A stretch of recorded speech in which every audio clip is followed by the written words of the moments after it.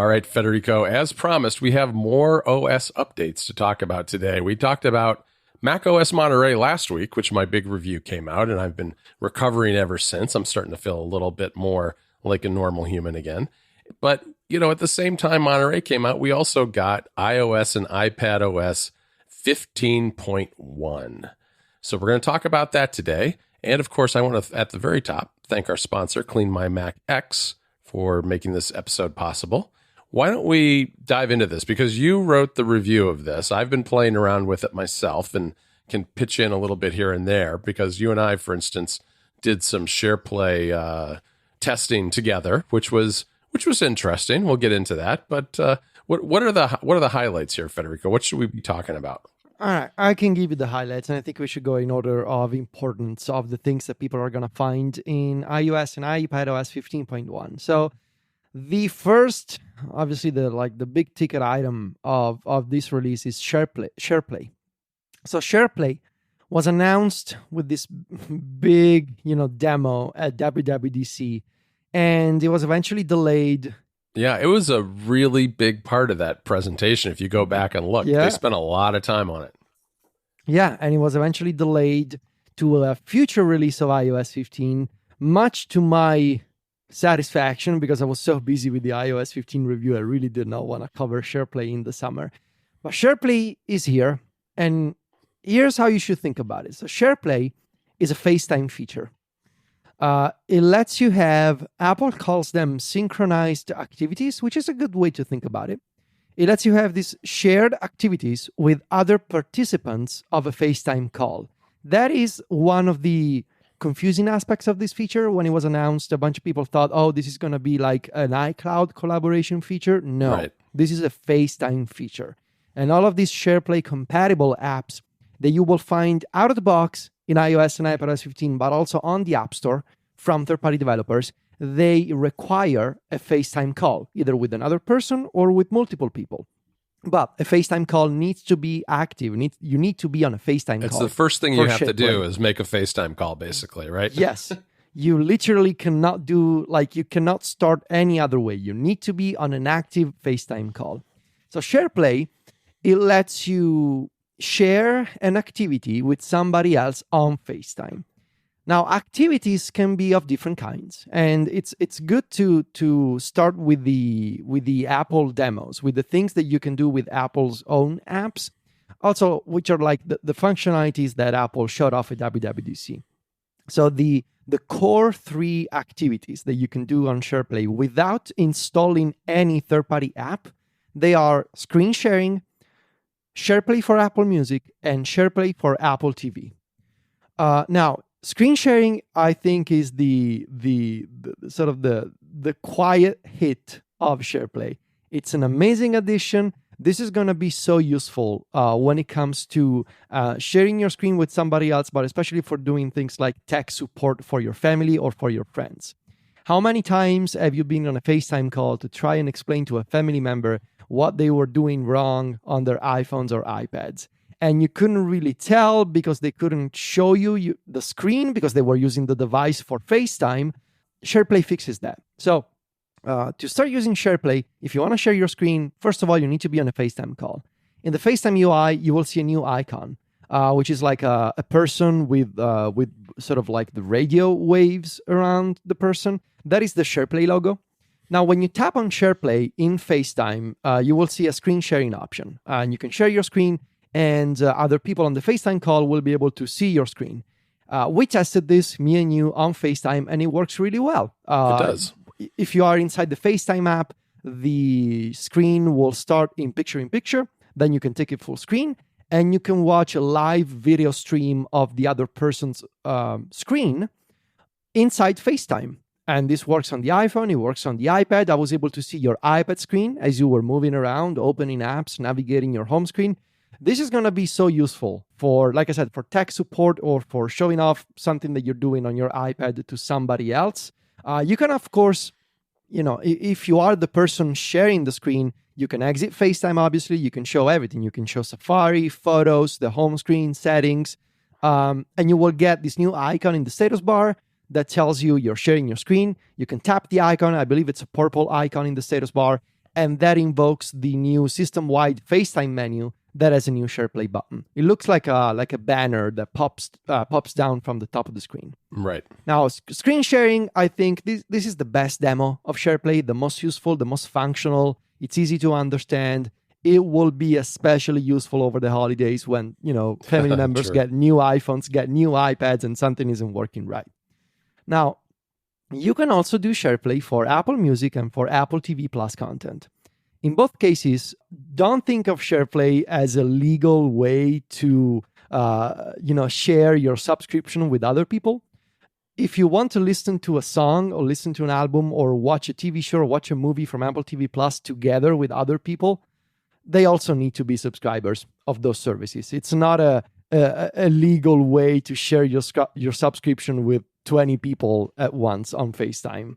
Right. But what this enables is this kind of sort of virtual get-together with your friends on FaceTime if you want to listen to music together or if you want to watch a TV show together. This is the kind of stuff, I call it a pandemic feature. This is the kind of stuff that a lot of people were doing last year during the lockdown, hop on FaceTime with some friends and watch a TV show together on Netflix. Basically trying to recreate the things that people used to do before in person remotely on FaceTime.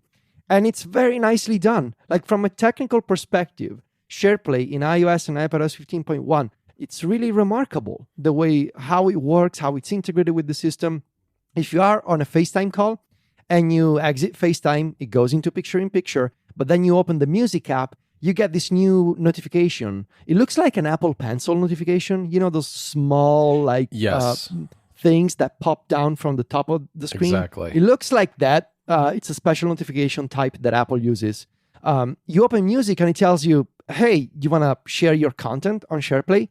And if you accept, you will start a SharePlay session, a synchronized activity, as they call it, inside Apple Music. So you can pick a song, you can start listening to a song, it plays through the speakers or your AirPods, but it also starts playing on the other participants' devices. And they can, of course, accept or not. And what's impressive here is that you can keep talking as you listen to music. And Apple has this feature they call Smart Volume, where if your friends start talking while listening to music, the system automatically lowers the volume of the music so that you can also hear what they are saying on FaceTime. And basically, it's like, you're playing music and you're listening to music together with your friends, only your friends are not there with you, they are on FaceTime. Right. And it works really well. And it's also impressive because you in the mini player at the bottom of the music app, you get this label that says 2 people listening or 5 people listening. And each one of them can contribute to the up next queue. So you can build a queue together. It's very nicely done. You also tested it on your end, John, and I think it worked pretty nicely. It really did. And the smart volume feature works an awful lot like if you're walking down the street listening to music and a notification comes in and Siri announces it in your AirPods. It doesn't stop the music from playing. It just lowers the volume so you can hear Siri. So it's a lot like that. And the problem that this solves is that, sure, you could always go on a FaceTime call and everybody start an album or a TV show at the same time and share it that way. The problem was that if someone wanted to take a break, pause it, go grab some food, whatever it happens to be, people would get out of sync very quickly. And this just makes sure that any of the participants can say, oh, I need to go answer the door, pause the video, answer the door, come back, and then everybody's still all synchronized. Yeah, and so I had a really good time with music. It works nicely. What I like is that you can exit quietly. So say, for example, that you're on a FaceTime call with your friends and you all decide, okay, we're getting together and we're listening to the new album by Adele. It's coming out, should be interesting. So you want to listen together with your friends. But then you realize, oh, I need to walk the dog or so I need to leave. When you stop the music, you can choose end for everyone. So you're like, I don't care.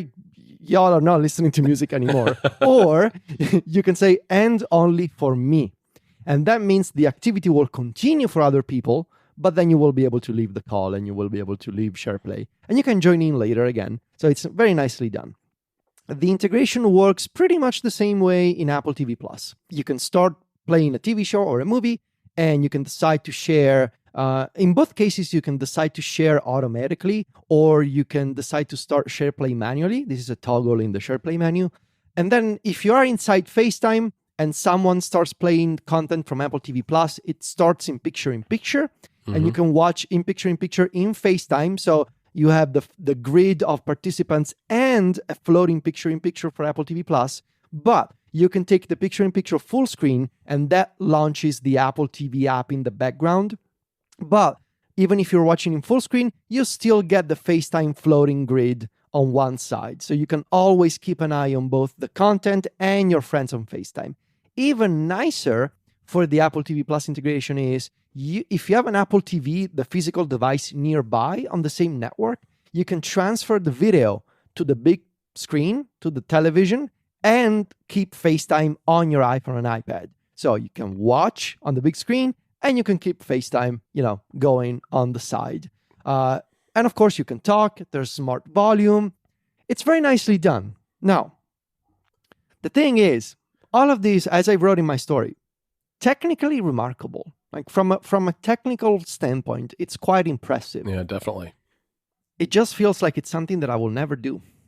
It's the kind of thing that I could have used a ton last year during the first 2 lockdowns that we had in Italy, because I did this kind of stuff myself, and a lot of other people did. Now, as the country has reopened and we're vaccinating a lot of people, actually, we're doing pretty well in Italy. People aren't doing this kind of stuff anymore. I just want to hang out with my friends in person again because we're fully vaccinated and we can do that.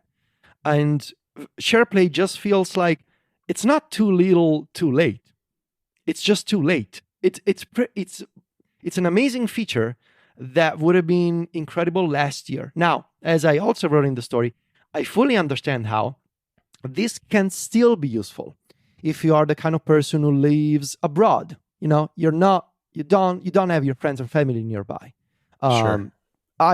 You're a student, right? And you study in a different country, you're studying in a different city, and you want to get together with your parents, with your brothers and sisters, you want to watch with your friends, you want to watch a TV show, you want to listen to music. I totally understand. And for that use case, it'll be incredible. But for the vast majority of people, you have to wonder, how incredible would have SharePlay been had it come out last year instead? So no, I hear you on that. And I think even putting some of that aside, I feel like having to have a FaceTime call is a little too heavyweight for certain activities.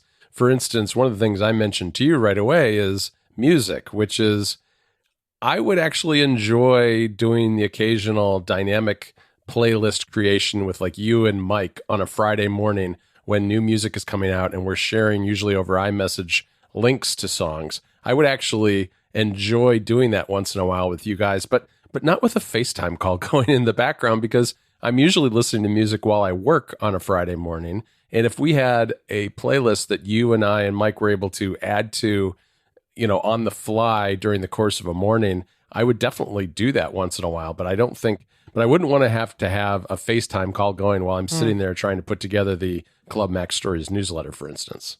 Well, yeah, I guess to paraphrase Beats One, when it used to be called Beats One, it's live and always on. It's a commitment, right? It needs to be on FaceTime and you need to be on a call. Whereas what we're thinking of is more of a collaboration feature. This is more of we're thinking of an asynchronous collaboration feature, whereas this is a real-time synchronized activity feature. So, yeah, I mean, judge for yourself. Take it for a spin. Screen sharing will be incredible no matter what. These other activities, I struggle to see myself enjoying them now that I see my friends again every day. Thankfully, because we are going back to, slowly but surely, we are going back to a pre-pandemic life. Now, this may not be true for everyone, and there are exceptions, but that's just my opinion. And I guess, people tune in for opinions. So I have to share those opinions. Now, moving on. I was going to say, I mean, as someone who has family members pretty far away, I still don't see myself doing this kind of thing so often. Yeah. Just a regular FaceTime call is usually more than enough to talk to my kids. But we should mention really briefly the third-party stuff, though, don't you think? Yes. I should have mentioned third-party developers. They can also integrate with SharePlay. And we've been able to test some upcoming SharePlay-compatible apps and games.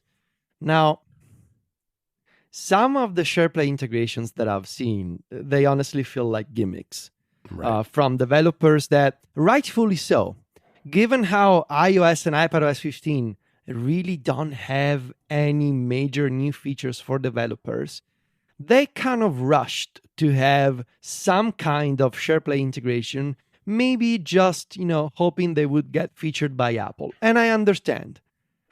But most of these SharePlay integrations, they remind me of iMessage apps from a few years ago. Mm-hmm. They're fun for 5 minutes, and then you start asking yourself, I'm never going to do this again. Like, I just wanted to play around with this. Discoverability is a bit of an issue in that developers can present their own UI to detect when a FaceTime call is active, and they can do things like bring up a banner or a notification to tell you, hey, you're on FaceTime. Do you want to start SharePlay? But it's a bit inconsistent. And yeah, some of these integrations, why would I check the weather with my friends on SharePlay, for example? Right. But there are examples, and I think there will be examples of apps that make a lot of sense on SharePlay. We played together on FaceTime SharePlay Guessing Game, which is a new game by Greg Gardner, also the developer of Launcher. It's also one of the games that Club Mac Stories Plus Discord members have been able to pre-test on our Discord via TestFlight.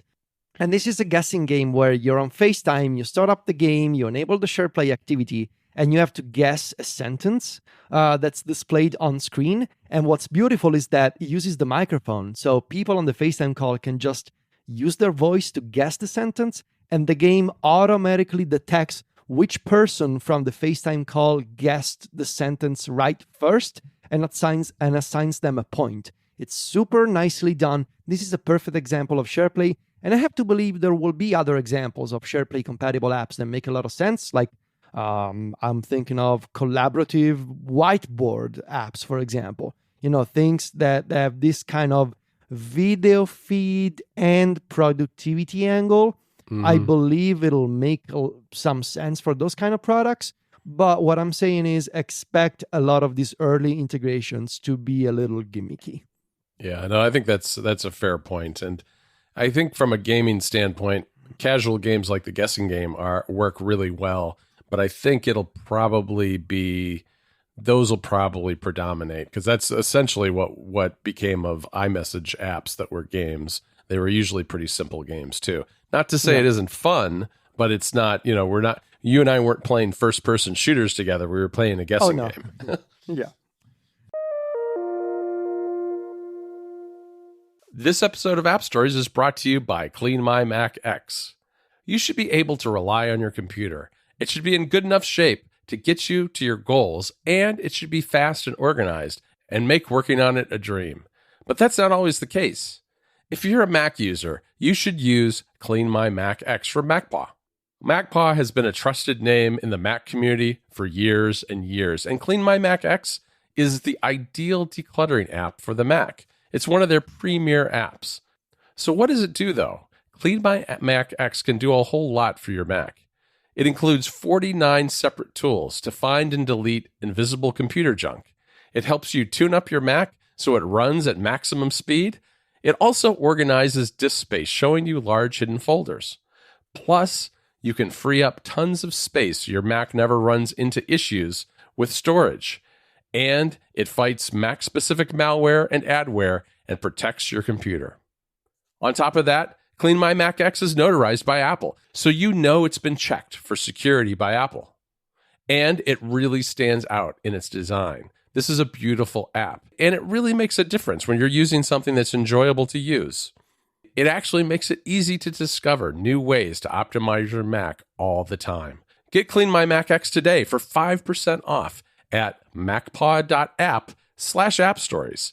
That discount is only available for 2 weeks, so go right now to macpaw.app/appstories for 5% off. Our thanks to Clean My Mac X for their support of App Stories. Now, the other features in iOS and iPadOS 15.1, and I should say for context, we are recording this before, literally when we were talking a few minutes ago, our release candidate 2 of iOS and iPadOS 15.1 came out. So we're basing this list of features on the first release candidate version of iOS 15.1. Now, the other features are pretty small, so it's quite easy to get through the list of them. And some of them I cannot test on my own. So you can now use live text in the iPad camera app. Live text was only available in Photos in iPadOS 15. In iPadOS 15.1, you get the same live text integration in the camera that you got on the iPhone last month. So you can scan text in real time. There's the new live text button in the camera viewfinder. And you can use the camera as input to, when you press on a text field and you scan text in front of you with the camera. On the iPad Pro in landscape, it's quite funny because this camera UI takes over the keyboard. And so you have this giant wide camera view that it looks adorable, honestly. I had no idea that this wasn't supported by the iPad camera, which just goes to show how, how infrequently I actually take pictures with my iPad. I know. ProRes video. It's now available on the iPhone 13 Pro. I have no idea what ProRes is. I think a lot of professional YouTubers and video makers, they are really happy about this. Don't come to me for advice on ProRes because I have no idea what it is, but you can now enable it. Yes. On an iPhone 13 And Pro. I would say all I will add is beware because it eats up storage incredibly fast. Yes. What else? Spatial audio. You can now, from Control Center, if you long press on the spatial audio icon, you can now choose to have your head tracked in real time, or you can use a fixed version of spatial audio for music, which means you can enjoy the benefits of spatial audio without the head tracking in real time. So that's a new toggle in Control Center. You can now install vaccination cards in Apple Wallet, and you can have test results in Health. Unfortunately, I was not able to test either of these features because in theory, the Italian government is going to roll out vaccination card support in Wallet soon, but it's not here yet. So, but pretty awesome. I guess in Italy, we will be able to install our so-called Green Pass in Wallet. That's nice. I'm not aware of where that's available in the United States, but it's state by state here. And last I checked, it's very few states that are supporting any of these things here, unfortunately. Yeah, you could say the states are not united. You could, and you'd probably be accurate. There's a new auto macro toggle in settings that in theory should make the experience of capturing macro photography a little less confusing on the iPhone 13 Pro. I'm not really sure. So I'm checking again because I think the wording of this setting changed over the betas. So if you enable auto macro, it says automatically switch to the ultra-wide camera to capture macro photos and videos. And it's enabled by default. So what Apple is saying here, they're giving you a toggle in 15.1 so that you can disable the macro mode. So if you want to get real close to something without the macro mode kicking in automatically, you can now disable that behavior so that you don't get the jittering in the camera viewfinder anymore. I still would have liked to see like a simple macro button in the camera app UI that just lets me do macro on and macro off. Can you still, if you've got macro off, can you still get really close and then switch to the ultra wide and do it kind of manually that way? Let's see. If I turned it off, I guess I'm getting real close to my remote here. And if I switch to the ultra, it doesn't look like is it a macro? I don't know. I can get really close. Yeah, I think you can do it manually because I'm getting really close and it's focusing on the details of the subject. So I think you can disable that and then just get close manually by switching, again, manually to the 0.5x zoom level. The details of the subject. Very good. All right. Yeah.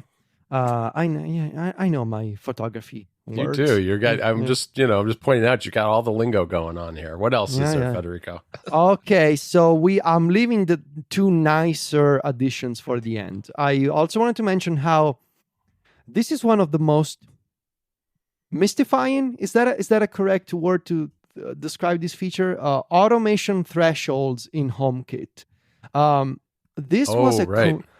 So for years now, I believe going back to 2017, it's been possible for third-party HomeKit clients to enable automations in HomeKit based on value threshold from humidity sensors, air quality sensors, and light level sensors. Things like, if my humidity rises above 60%, do something. That was a native HomeKit API that apps like Home Plus were able to take advantage of for 4 years now. And it was confusing because in the HomeKit framework, the feature was there. It was never exposed in the Apple Home app. So if you wanted to use those, again, native HomeKit automations, you had to create them first in a third-party app. And then they would start working on Siri in the Home app, on the HomePod.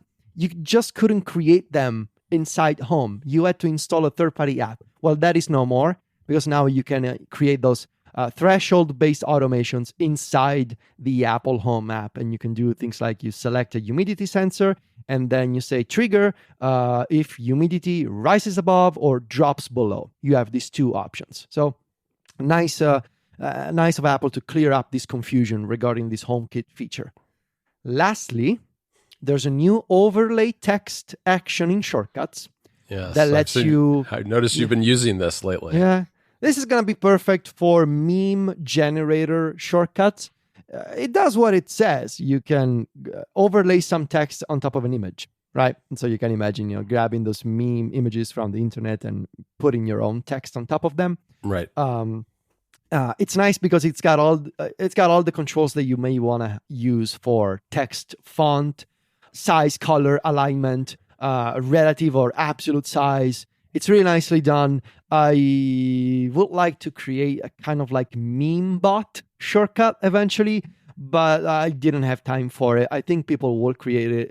This is going to be so convenient. It used to be that if you wanted to overlay some text on top of an image, you had to use these wild workarounds like generating an HTML page in Shortcuts and grabbing the text from the I don't even want to talk about, but now you have a native action, is all I'm saying, and you can overlay text on top of images in Shortcuts. I think that your meme bot needs to have a bunch of standard popular meme images, exactly. all converted to base 64, stored on your iCloud drive. I know exactly how you would look. You want to make it yourself? Go ahead. I mean, you have all the right ideas. I mean, that's exactly how I would do it. Yeah, right. Grab the meme templates from the internet and encode them and put them in the shortcut. Yeah. So now you can overlay text. I'm happy. This is going to be nice. Lastly, this is not a surprise. We talked about it before. Safari on iPad has gone back to the good old design of iPadOS 14. Tabs are back to normal. If you use assuming you should use the separate tab bar mode, tabs are not weird buttons anymore. They are tabs, and it's just the iPadOS 14 design from tabs. Favorites are back on top of the top bar, so the tab is directly above the web page, and the favorites bar is below the address bar. And compact mode is still here.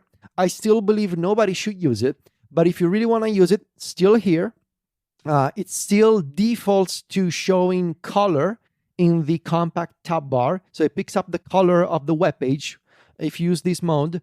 It's enabled by default, but you can disable color in settings. So again, only if you use compact mode, you can use a setting labeled show color in compact tab bar. It's under settings Safari.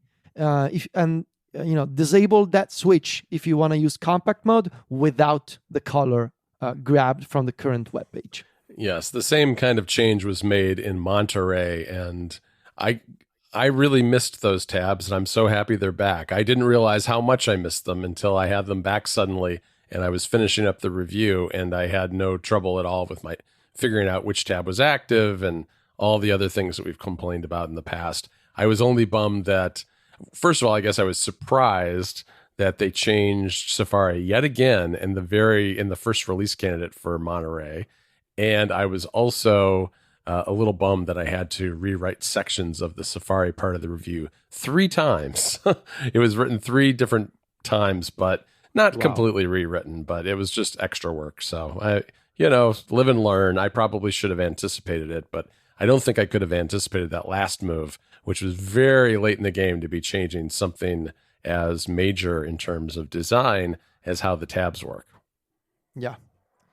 And that's 15.1 iOS and iPadOS. Go update. I think it's they've been they've been improving shortcuts stability. I've been tweeting about how in 15.0 shortcuts was a bit of a mess. It's gotten much better. Still not great, but much better. Now my shortcuts don't crash anymore. The pointer keeps working inside of the shortcut editor. So if you've been holding off on updating to 15 because of the shortcuts bugs, most of them, or the most annoying ones at least, have been fixed. And at this point, I would recommend upgrading. It's back to a usable state. Still not a huge fan of some of the changes for SwiftUI, but it's getting better, thankfully. All right. Well, that's a great place to stop for today, Federico. I want to thank our sponsor again, and that is Clean My Mac X. If you want even more of App Stories, you should sign up for App Stories Plus. It's our extended version of the show. Today, we talked a little bit about a special DIY iPad mini project that Federico's been working on lately, which he'll write about eventually, but you get a sneak peek if you subscribe to App Stories Plus. The show is also ad-free and in high bitrate audio and comes out a day early even. So lots of benefits to subscribing. To learn more about it, go to appstories.plus. And, of course, you can find me and Federico writing over at MacStories, macstories.net. And Federico, he's on Twitter and Instagram where he's at Viticci. That's VITICCI. And I'm at John Voorhees on both. JOHNVOORHWS. Talk to you next week, Federico. Ciao, John.